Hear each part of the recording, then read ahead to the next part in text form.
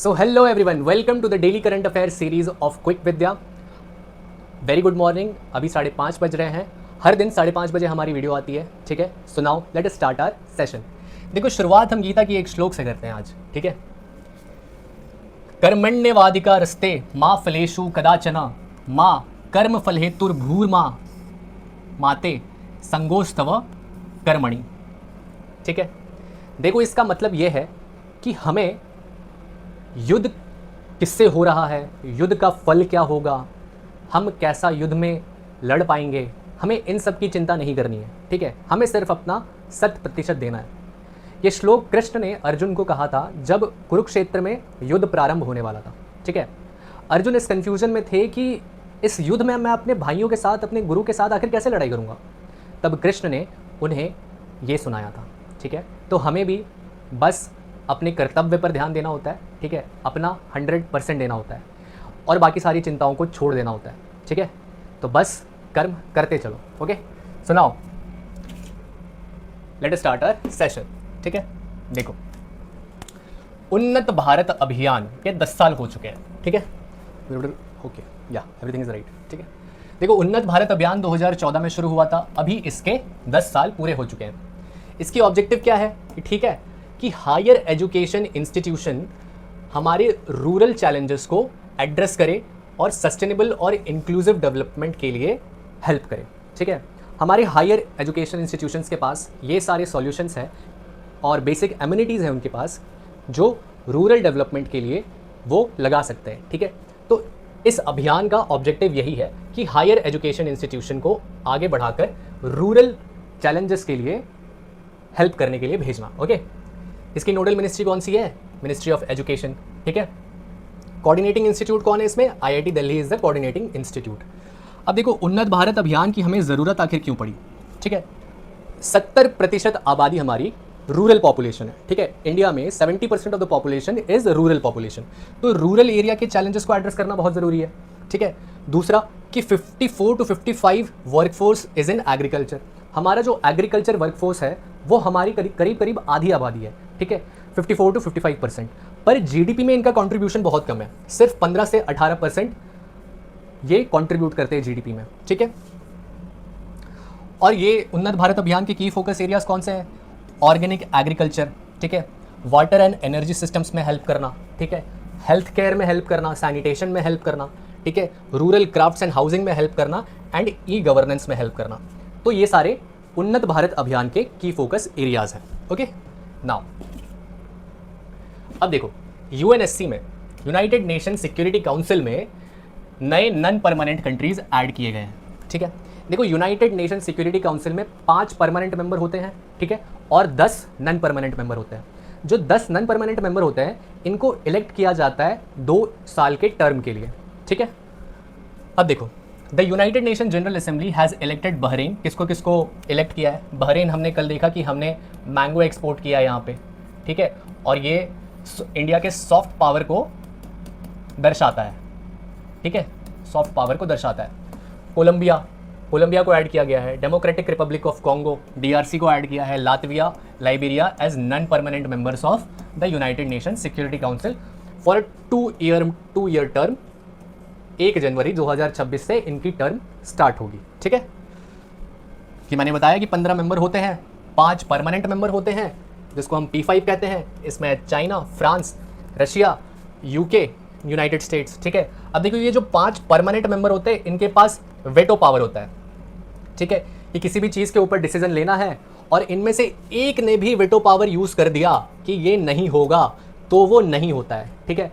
तो कुछ भी इंडिया अगर लेकर आता है तो ये सारे एग्री कर जाते हैं। देखो, फ्रांस एग्री कर जाता है, रशिया एग्री कर जाता है, यूके एग्री कर जाता है, यूएसए एग्री कर जाता है, लेकिन ये जो चाइना है ना, ये एग्री नहीं करता है, ठीक है। तो दैट इज़ वाई इंडिया ये एडवोकेट कर रहा है कि हमें भी P5 में जगह मिले और बाकी बहुत सारे कंट्रीज़ भी ये चाह रहे हैं कि उन्हें परमानेंट मेंबर का सीट मिले, ठीक है।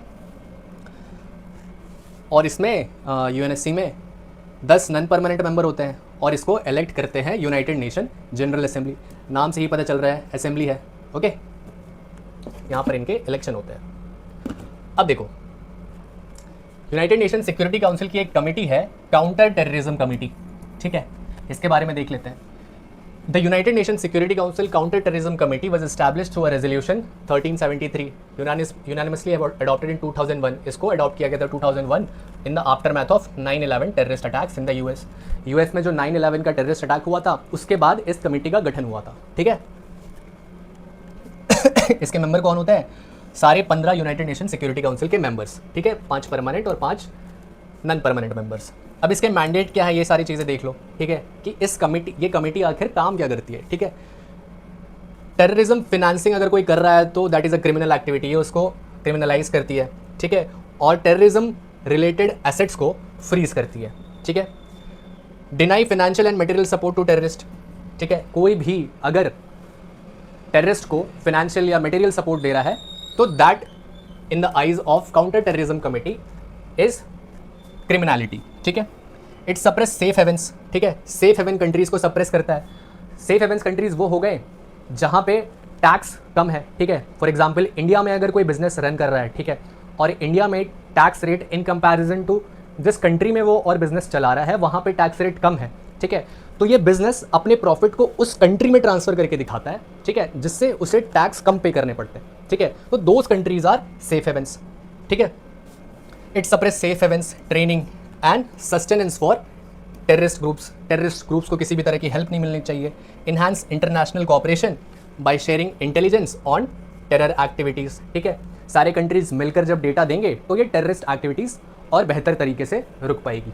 ठीक है, अब देखो ये पूरे सिस्टम का यूनाइटेड नेशन ऑर्गेनाइजेशन का, यूनाइटेड नेशन सिस्टम का ये पूरा डेटा है। ठीक है, अब इसको देखो, इसको अगर हम लोग अभी सही में पढ़ने बैठ गए तो बहुत टाइम लग जाएगा इसमें। तो ये बस आप एक बार ऐसे ही इसको देख लो, एक सेपरेट क्लास में we will study all this things. इसके प्रिंसिपल ऑर्गन्स हो गए, देखो जनरल असेंबली है, सिक्योरिटी काउंसिल है, United Nation Security Council, United Nation Economic and Social Council, Secretariat, ठीक है, United Nation Secretariat and International Court of Justice and Trusteeship Council. ठीक है, तो ये सारी चीज़ें हैं। ठीक है, अब इस पूरे को अपन बाद में देखेंगे। ठीक है, अब देखो ये PYQ है 2009 का, बहुत आसान सा PYQ। ठीक है, United Nation the Security Council of the UN consist of 5 permanent members and the remaining 10 members are elected by the General Assembly UNGA। ठीक है, फॉर अ टर्म ऑफ, ठीक है, इतना आसान क्वेश्चन तो अब आता नहीं है। ठीक है, for a term of 2 years। ठीक है, काफ़ी आसान। ठीक है, अब देखो माउंट एटना है यूरोप का वोल्केनो। ठीक है, ये करने लग गया है इरप्ट, माउंट एटना। ठीक है, Europe's largest and one of the world's most active volcanoes has begun erupting। ठीक है, it is located on Sicily's east coast in the Mediterranean sea and it is a part of Italy. ठीक है, ये Italy का part है, east coast in the Mediterranean sea. ठीक है, अब देखो मैप इसका देख लेते हैं। ओके, कहाँ पर है ये? देखो सिसिली के ईस्टर्न कोस्ट में। ठीक है, ये पार्ट ऑफ इटली है। ठीक है, देखो ये मैप भी थोड़ा सा देख लेते हैं। ये हम लोगों ने यूरोप में देखा था, ये फ्रांस है, फ्रांस के बगल में स्विट्जरलैंड है। ठीक है, ये है जर्मनी, ये है ऑस्ट्रिया, ये है चेक Republic, Slovakia, Hungary, Serbia, Slovenia. ठीक है, ये Adriatic Sea, Montenegro, Albania, Bosnia, Greece. ठीक है, अब देखो ये सी है आयोनियन सी। ओके, और ये देखो ये कॉर्सिका जो है ना, ये सार्डिनिया, तो सार्डिनिया और सिसिली ये दोनों इटली के पार्ट है, इटली के टेरिटरी है। और कॉर्सिका जो है ये इसके टेरिटरी है, फ्रांस का टेरिटरी है ये। ओके, ये है मेडिटेरेनियन सी। ठीक है, आगे बढ़ते हैं।